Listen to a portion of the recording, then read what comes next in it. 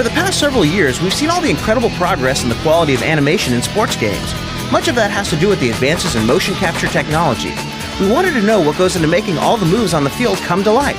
So we talked to a few of the experts down at Sony Computer Entertainment in San Diego to find out how they created the most realistic motion capture ever.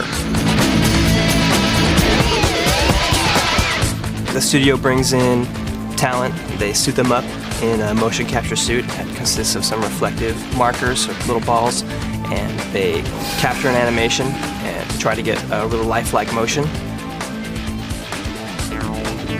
And we'll bring them out and put them in front of 20 plus, cameras.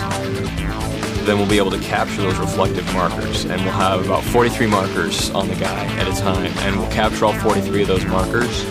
They'll turn into little points in space.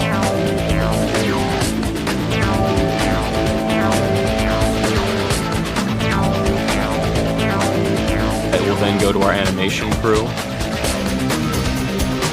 And the animators make sure that it looks how it should look when it gets in the game, so that there's no pieces of geometry moving through each other, so that it looks dynamic enough and exciting enough for when you're sitting down and actually playing the game.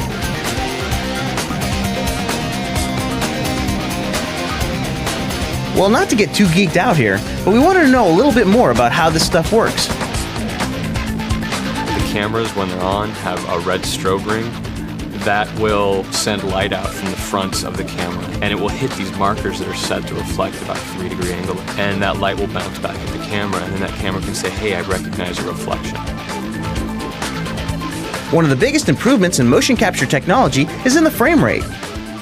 We'll normally capture at 120 frames per second. That's good enough for punching motions, bat motions.